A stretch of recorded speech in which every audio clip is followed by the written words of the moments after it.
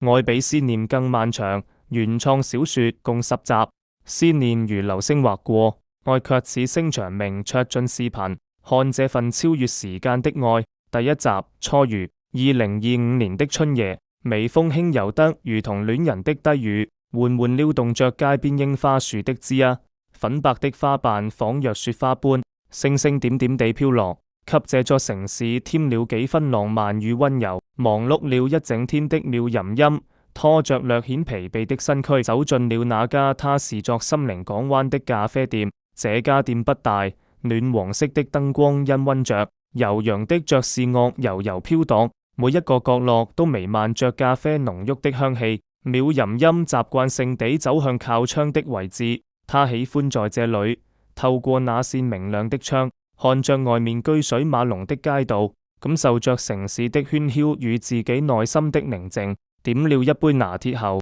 他從包裏拿出一本還未讀完的書，剛翻開就聽到一陣清脆悅耳的笑聲，像是銀鈴在風中輕晃，瞬間吸引了他的注意。他下意識地抬起頭，目光直直地落在了剛走進咖啡店的女孩身上。女孩叫林月，身着一條淡黃色的連衣裙，那顏色如同春日裏最燦爛的陽光，襯得她整個人明媚又溫暖。她笑起來的時候，眼睛彎成了月牙，眼眸裏像是藏着漫天星辰，熠熠生輝。林月和朋友打鬧着走向櫃台點單，她的聲音清脆動聽，每一個字都像是帶着歡快的音符。妙吟音的視線像是被無形的線牽引着，不自覺地追隨着她的一舉一動。等她回過神來，才驚覺自己的失態，忙不迭地低下頭，裝作認真看書的樣子。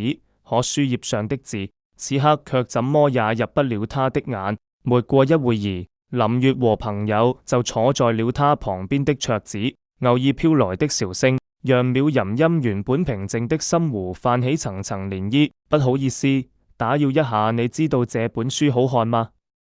林月突然探過頭，指着妙吟音手中的書，臉上帶着甜甜的笑容問道。妙吟音被這突如其來的詢問弄得有些緊張，喉嚨像是被什麼東西哽住，結結巴巴地回答。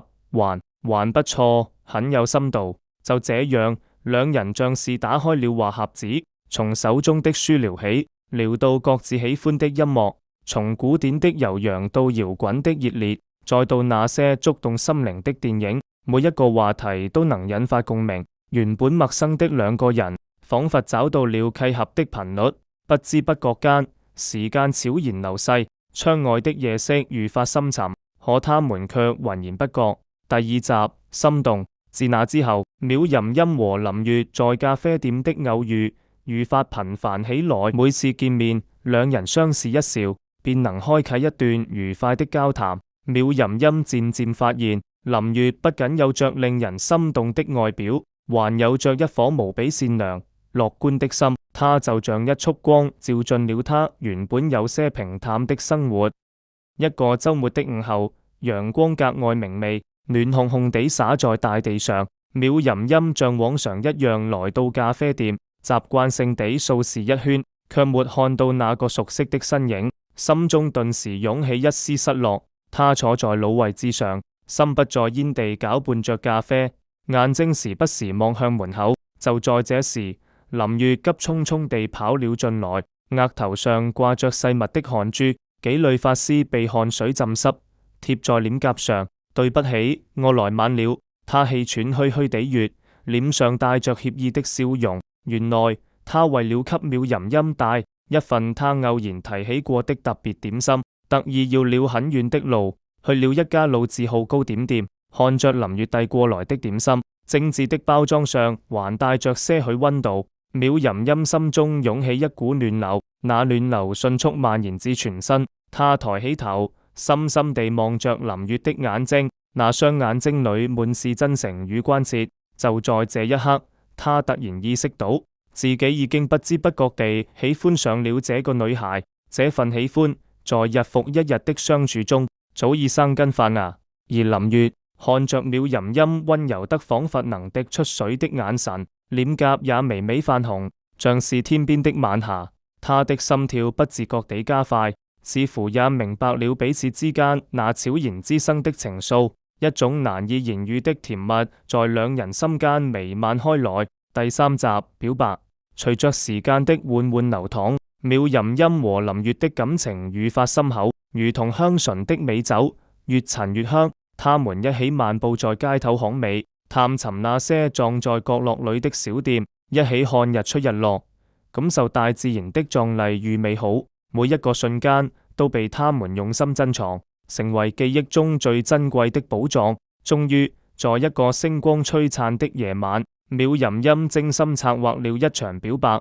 他帶着林月來到了城市的最高處，那座可以俯瞰整個城市夜景的山頂。五彩斑斕的燈光將城市裝點得如夢如幻，高樓大廈在燈光的映照下，宛如童話中的城堡。微風輕輕拂過，撩動着兩人的髮絲，空氣中彌漫着浪漫的氣息。繆淫音深吸一口氣，平復了一下緊張的心情，緩緩轉過身，認真地看着林月的眼睛，那眼神裏滿是深情與堅定。林月，從見到你的第一眼起，我的世界就開始變得不一樣了。你就像一束光，照亮了我生活的每一個角落。我喜歡你，不是一時的衝動，而是每一天的積累，每一次相處的心動。你願意做我的女朋友嗎？林月眼中閃爍着淚光，那是幸福的淚光。她用力地點點頭，聲音因為激動而微微顫抖。我願意。那一刻，整個世界仿佛都停止了轉動，只剩下他們彼此的心跳聲和幸福的笑聲。星辰在頭頂閃爍，城市的燈火在腳下輝煌，都成為了他們愛情最美的見證。第四集甜蜜日常，在一起後的繆淫音和林月開啟了一段無比甜蜜的戀愛時光，每一天都充滿了溫馨與快樂。清晨，陽光透過窗簾的縫隙灑在兩人的臉上，他們會一起去公園晨跑。公園裏綠樹成蔭，鳥兒在枝頭歡唱，清新的空氣讓人神清氣爽。他們手牽着手，步伐輕盈，偶爾相視一笑，那笑容裏滿是愛意。午後，他們會窩在沙發上，一起看喜歡的電影。林月靠在繆淫音的懷裏，兩人分享着一包爆米花。看到搞笑的情節，會一起捧腹大笑；看到感人的片段，又會互相依偎，默默流淚。傍晚，夕陽的餘暉將天空染成橙紅色。他們手牽手去菜市場買菜，菜市場裏熱鬧非凡，各種新鮮的蔬菜琳琅滿目。他們一邊挑選着食材，一邊討論着今晚吃什麼。討價還價的聲音裏滿是生活的煙火氣。回到家後，兩人一起在廚房裏忙碌，你洗菜，我切菜，偶爾不小心的觸碰，都會讓彼此的心中泛起甜蜜的漣漪。林月喜歡畫畫，繆淫音就經常陪着他去郊外寫生。郊外的田野一望無際，五彩斑斕的野花肆意綻放。林月坐在畫板前，專注地描繪着眼前的美景，繆淫音則靜靜地坐在一旁，看着他，覺得那是世界上最美好的畫面。而繆淫音喜歡攝影，林月就心甘情願地充當他的模特，在鏡頭前展現出最自然、最美麗的笑容。每一張照片都定格了他們幸福的瞬間，成為了愛情的珍貴紀念。第五集矛盾初現。然而，生活就像一首跌宕起伏的樂章，不可能總是一帆風順。隨着繆淫音工作的日益繁忙，他肩上的擔子越來越重，加班成了家常便飯，陪伴林月的時間也越來越少。林月雖然心裏明白繆淫音是為了他們的未來努力奮鬥，打心底裏理解他的辛苦，但夜深人靜，一個人獨處的時候，心中難免會湧起一絲失落。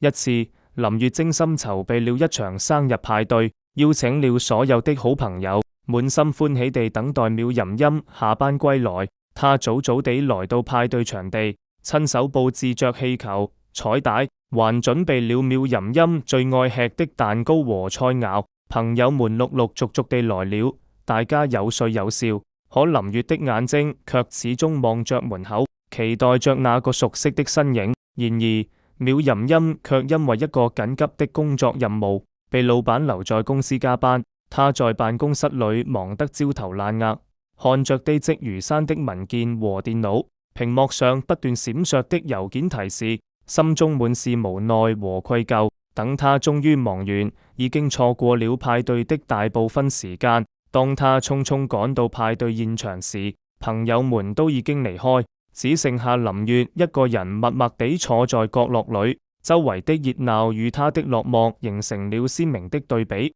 看到繆淫音，林月委屈的淚水奪眶而出，像斷了線的珠子。你總是這麼忙，我知道你工作重要，但我也需要你的陪伴啊！繆淫音滿心愧疚，他快步走到林月身邊，緊緊地抱住她，聲音裏滿是歉意。